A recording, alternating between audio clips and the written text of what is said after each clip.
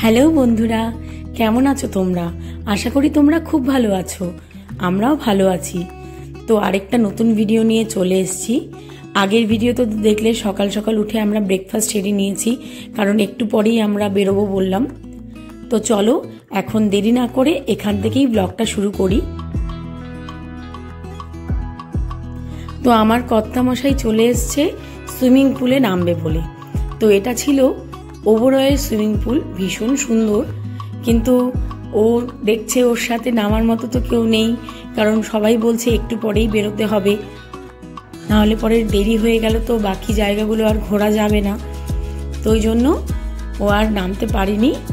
কিন্তু দেখো ঘরে এসে কি করছে, বাথটাবে সেই ওই যাতে এই বাবলগুলো তৈরি করতে পারে তার জন্য ওখানে যে মানে শাওয়ার জেল ছিল সেগুলো দিয়ে নাকি এরকম তৈরি করেছে। আমি ছিলাম না তখন রুমে, সাইয়ের ওখানে গিয়েছিলাম, কারণ বৌদি একা একা সাইকে স্নান করাতে মানে অসুবিধা হবে, তার জন্য আমি একটু গেলাম যদি একটু হেল্প করতে পারি।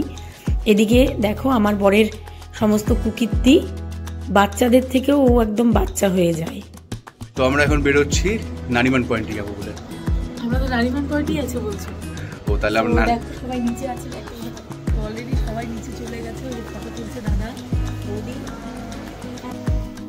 So this is our outfit for the day.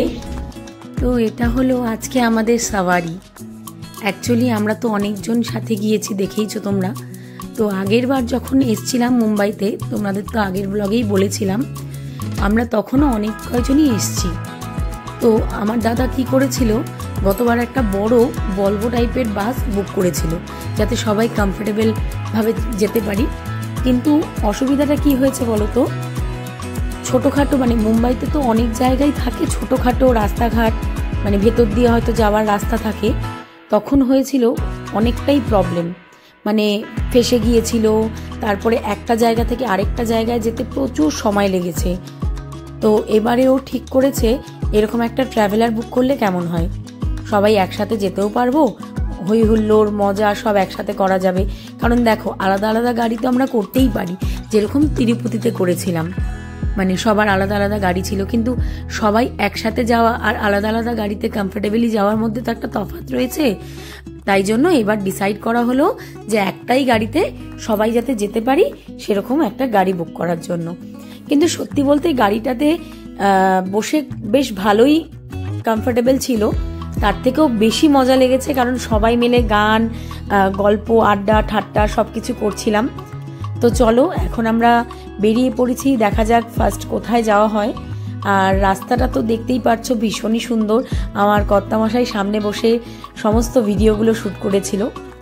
আর সত্যি কথা বলতে কি, এই ব্লগগুলো বা ভিডিও যেগুলোই হোক না কেন তোমাদের সাথে শেয়ার করছি, সাথে সাথে এই ভিডিওগুলো আমার নিজের স্মৃতিতে রাখার জন্যও করা, কারণ যখন সাই বড় হবে ও হয়তো এই ভিডিওগুলো দেখে খুব ভালো লাগবে ওর, কারণ যেগুলো ওর ছোটবেলার ভিডিও আমরা এখন যখন ওগুলো ওর সামনে চালাই ও ভীষণ মজা পায়। তো এটা একটা বিশাল বড় কারণ এই ভিডিওগুলোকে খুব স্মৃতির খাতাতে রেখে দেওয়ার জন্য করা। তো আশা করি তোমাদেরও ভিডিওগুলো দেখতে ভালো লাগে। তো চলো কথা বলতে বলতে তো অনেকটাই চলে এসেছি। তো ডিসিশন নেওয়া হলো সবার ফার্স্টে আমরা সিদ্ধিবিনায়কে যাব, গণপতিজিকে দর্শন করে তারপরেই অন্য জায়গায় ঘোরা হবে।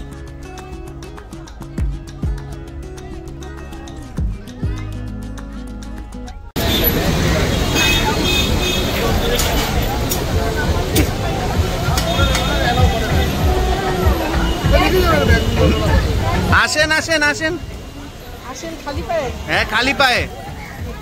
তো এখানে গরম লাগবে পায়ে হালকা কিছু বলছিল আমাকে, সেটা ভয়েসটাকে বন্ধ করে দিতে হলো কারণ ব্যাকগ্রাউন্ডে মিউজিক চলছে, না হলে পরে কপিরাইট পড়ে যাবে। তো আমরা মন্দিরের সামনে একদম চলে এসেছি। এখন পুজো দেওয়াও হয়ে গেছে, কারণ ভেতরে তো জানোই ক্যামেরা কোথাওই অ্যালাউ করে না। তো যাই হোক খুব সুন্দরভাবে পুজো দিয়ে আমরা বেরিয়ে পড়েছি। দেখি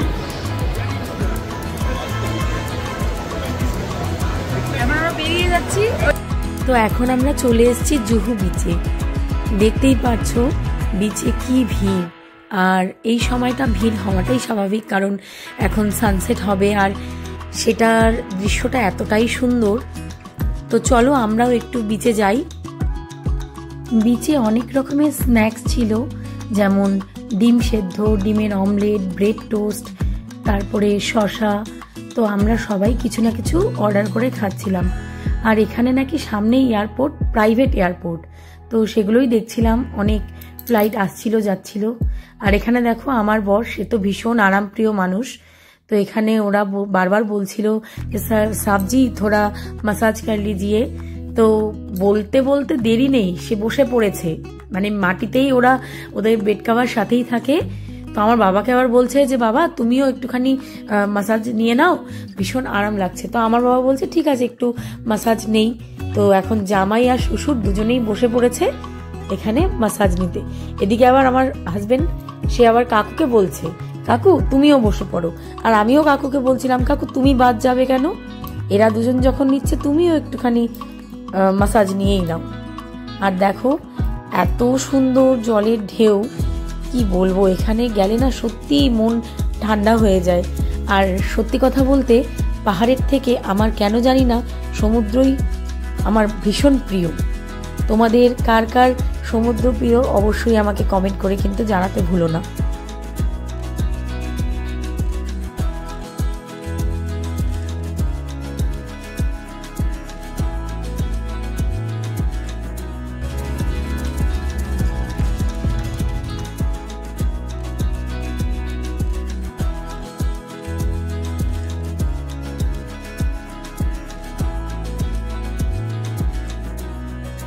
এখানে এই বোটগুলো ছিল, দাদা বৌদিও যেতে চেয়েছিল, আর আমার তো এইসব জিনিস খুব ভালো লাগে। আমার বাবা বলছিল যেতে হবে না হবে না, আর শেষ পর্যন্ত সেটাই হলো। কারণ যারা যারা গিয়েছিল সবাই মানে প্রত্যেকেই ভিজে ফিরছিল, সেই জন্য দাদা আর বৌদি বললো থাক আর যাবো না এবারে।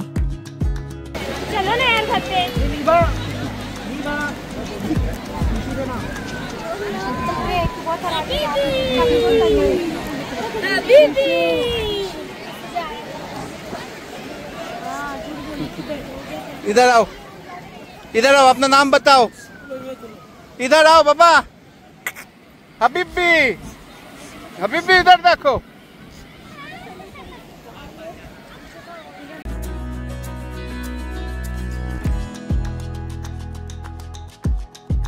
দেখছো তো ঢেউগুলো কি বিশাল বিশাল, আর অনেকটাই দূরে যাচ্ছিল, সেই জন্যই তো জামা কাপড় সব ভিজে যাচ্ছে। আর দেখো এদিকে সানসেটটা এতটাই সুন্দর লাগছে যে কি বলি। তো চলো আমরাও এখন সানসেট দেখে ফিরবো, কারণ অন্য অনেক জায়গায় যাওয়ার আছে। তো এদিকে দেখো আরেকজনকে ঘাড়ে উঠে গেছে ওর বাবার।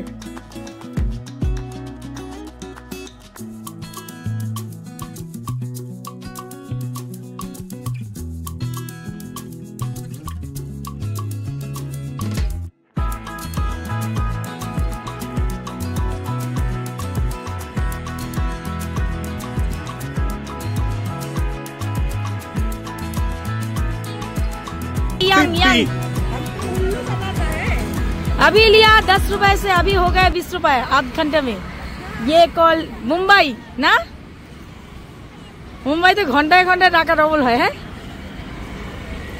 अभी हम लोग जा रहे हैं एसआर के हाउस मन्नत। আমাদেরকে সলমান খান ডাকলো ইফতারের জন্য, তো আমরা এখন যাবো সলমানের বাড়িতে, ভাবছি দেখি দাও। তো দেখলেই তো আমরা বেশ মজাই করছি, আর গাড়িতেও এখন বেশ জোরে গান চালিয়ে সবাই নাচানাচি হচ্ছে। এদিকে আমাদের সাইবাবু মানে এনজয় করছে ব্যাপারগুলোকে, ও খালি ওই সিট থেকে এই সিট, এই সিট থেকে সেই সিট, এগুলোই করছে। তো যাই হোক ব্যাকগ্রাউন্ডের মিউজিকটা আমাকে বন্ধ করে দিতে হলো, জানোই তো, নাহলে পরে কপিরাইট পড়ে যাবে।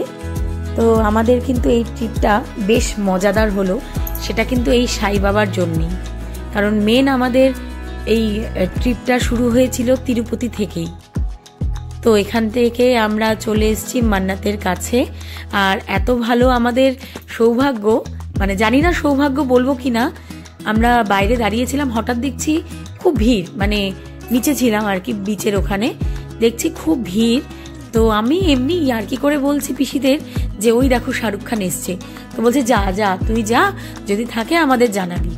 আর সত্যি জাস্ট আমি গিয়ে দাঁড়িয়েওছি, আর এসআরকের গাড়িটা ঠিক ওখান দিয়েই মানে ওর বাড়িতে ঢুকছে, কিন্তু দুঃখ একটাই কি ওরা না গ্লাস নামিয়ে রাখে না, মেবি হয়তো এটাই ওদের সেফটি পারপাসের জন্যই। তো যাই হোক, আমরা ওখানে মান্নাত থেকে তো বেরিয়ে গেছি। তা এখন আমরা যাচ্ছি খাবো বলে, কারণ দেখতেই পেয়েছিলে সকালে হেভি ব্রেকফাস্টের পরে সেভাবে কেউ লাঞ্চ করিনি, আর সন্ধেবেলায় মানে বিকেলের দিকটাতে একটু স্ন্যাক্স খেয়েছি।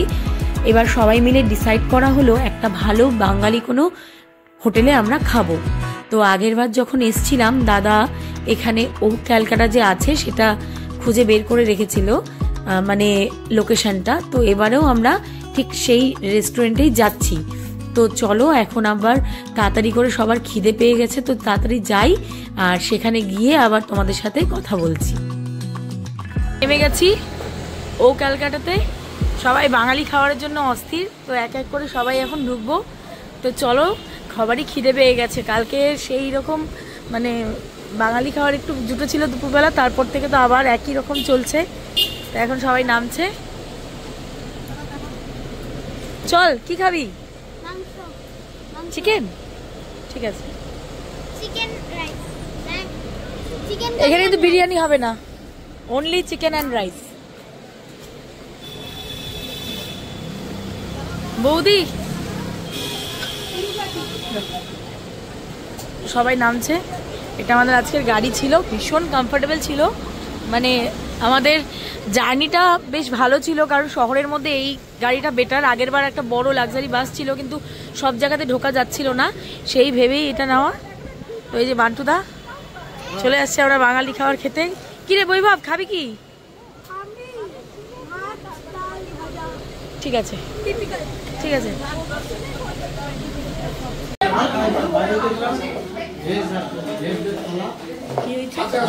না ওই রেস্টরুমে যাবে। বৌদি কি খাওয়া? অনেকদিন পরে বাঙালি। ইলিশ মাছ তো খেতে পারবো না, চিংড়িও খেতে পারবো না। দেখি না, এখন বল বাঙালি খাওয়ার কিন্তু অনেকদিন পরে। মা কি খাবা? ইচ্ছা তো আছে ইলিশ মাছটাই খাবার, কারণ গলা তো আওয়াজ বেরোচ্ছে না। ও ক্যালকাটার ইলিশ মাছটা খুবই ভালো, তাহলে তো আরো গলা দিয়ে আওয়াজ বেরোবে না। তো এখন আমরা মানে পুরো রেস্টুরেন্টটা আমরাই নিয়ে নিয়েছি। দেখি কি কি অর্ডার হয়। কাকু কি খাবা? কাকু কি খাবা বলো? আরে বাঙালি খাবার যা চাবা সেটাই। কি খাবা বলো? ইলিশ, চিংড়ি, ভেটকি, পমফ্রেট, পাবদা, কি খাবা বলো? এই তো চান্স, আর কিন্তু পাবা না। এবার গোয়াতে গেলে কিন্তু আর বাঙালি হোটেল পাওয়া যাবে না। বলো কি খাবা? এসে লুটিয়ে পড়েছে। I'm literally tired. তুমি কি খাবে? আমি তো সবাইকে জিজ্ঞেস করছি, সবাই বলতে পারছে, তুমি বলতে পারছো না। আমি কোনো কিছু বলতে পারি না। ও খাবে না, হ্যাঁ যদি কিছু বাঁচে সেটা খাবে। আয়ুষ কি খাবে ফাইনালি বল? চিকেন না মাছ? কাকু ইলিশ মাছ? আচ্ছা পিসি কি খাবা? এখন ডিসিশন নাও নাই তো? ঠিক আছে। অনেকদিন পরে বাঙালি খাবার খাওয়ার জন্য খুব এক্সাইটেড ছিলাম আমরা, কিন্তু এখানে খাবার দাবার দেওয়ার পর মানে সেরকম কোনো ভিডিও করা হয়নি, আর খাবারের মানও খুব একটা ভালো ছিল না। তো নেক্সট টাইম আমরা তো আর আসবো না এখানে, মানে একটা এত বড় জায়গায় খাবারের অত ভালো কোয়ালিটি ছিল না।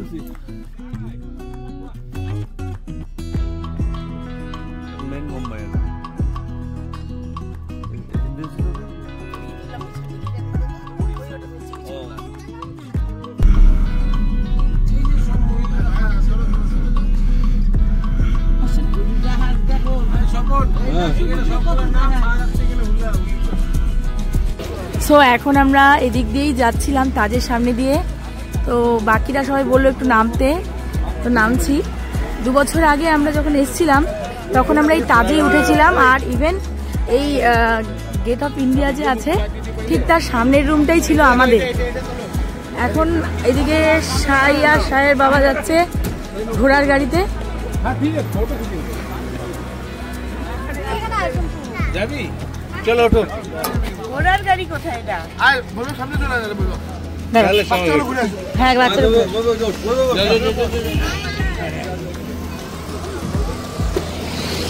সায়ু সাই, এই যে তাকা না, তাকা এদিকে, তাকা এদিকে, তাকা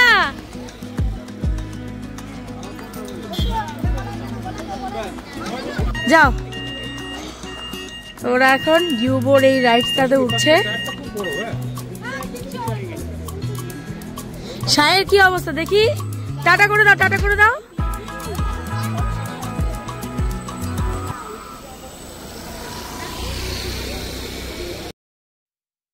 তো ঘোড়ার গাড়ি তো না, একটা ব্যাটারিরই গাড়ি, কিন্তু এটা তাজের চারিপাশ দিয়েই ঘোরায়। তো সবাই আর কি এটাতে নাকি ওঠে, আর এই জন্য আমরাও ভাবলাম যে আমরাও একটু রাইডটা নিয়েই নেই। তো এবার ফার্স্ট রাউন্ডে যাচ্ছিল ওরা, আর সেকেন্ড রাউন্ডে আমরা তারপরে যাব। বলছিলাম তো আগের বার এসে এক্স্যাক্টলি এই রুমটাতেই আমরা ছিলাম, তো অনেক কিছুই মনে পড়ছে। কত লোক সকাল থেকে এসে এইখানটাতে, এখানে শুধু ছবি তুলতেই আসে। আর এবারও যদিও আমরাও তার জন্যই নামলাম, কারণ এবার আমরা উঠেছি ওবরয়তে, কারণ তাজে ওই মুহূর্তে রুম অ্যাভেলেবেল ছিল না, যেগুলো রুম আমাদের দরকার ছিল। তো যাই হোক, নেক্সট টাইম আবার কোনোদিন হয়ে যাবে। এবার নয় বাইরে থেকেই দেখলাম আর কি হয়। বাট বিলিভ মি, এই রুমটাতে যেবার ছিলাম না, এতটা সুন্দর, সরি গাড়ি চালাই, এতটা সুন্দর ভিউ ছিল, তোমাদের কি বলবো। এই রুম থেকে ভিউটা যা যখন লাগে দেখতে, মানে তুলনা নেই। যাই হোক, আমরা যেই রুমটাতে আছি সেটাও বেশ সুন্দর, বাট ওটার ভিউটা একটা অন্যরকম, আর এটার ভিউটা অন্যরকম। যদি যেই হোটেলটাতে আছি 2 বছর আগে, ওই হোটেলের যে আরেকটা এক্সটেনশন, ওখানেই ছিলাম। তো চলো একটু ঘুরে টুরে এখন আমরা চলে যাব। বাকিরা এই যে বসে আছে, আর এখানে বৌদি দাদা এরা সবাই আছে, ওরা ঘুরে আসলে হয়তো আমরাও যাবো।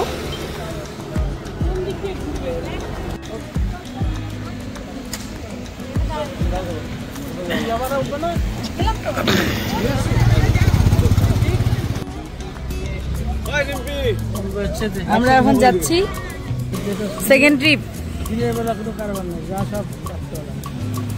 আগের বার বাচ্চা পার্টি, এবার সব বুড়া পার্টি নাকি? হ্যাঁ, তাদের 4-5টা একটু এখানে সব ব্র্যান্ড আছে মোটামুটি। হ্যাঁ, এইদিকে রুমগুলোতে একা থাকা যাবে।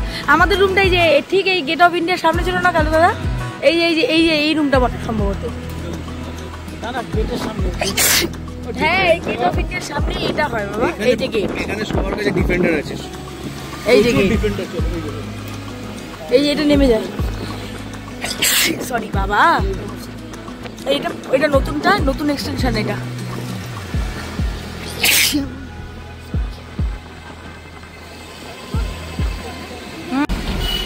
in the 3.5 say দিকে ছবি দিলে পাঠায় দেব, ব্যাংকে আসি রেডি করতে। তার কাজের পাশে চলে হ্যালো।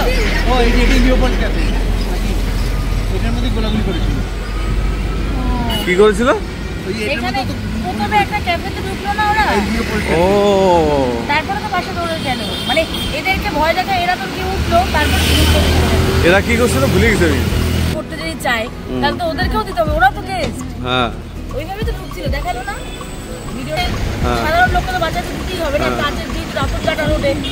তো আমি এখানে একদম গাইডের মতো করে যেন আমি সব কিছু জানি, মানে ওদেরকে গল্প করছিলাম। তাজে যেন অ্যাটাকের সময় আমি ওখানে ছিলাম। তো এভাবে গল্প করতে করতে আমরাও বেশ ভালো সুন্দর করে রাইডটা এনজয় করেছি। তো এরপর প্রায় রাত 1টা এখন বাজে, আমরা ফিরে এসেছি আমাদের হোটেলে। তো আজকের ভিডিওটা এখানেই শেষ করছি। যদি ভিডিওটা ভালো লেগে থাকে অবশ্যই একটা লাইক করে দিও, আর অবশ্যই কমেন্ট করে জানিও ভিডিওটা তোমাদের কেমন লাগলো। খুব তাড়াতাড়ি নতুন আরেকটা ভিডিও নিয়ে চলে আসবো। Till then, stay happy, stay blessed, bye.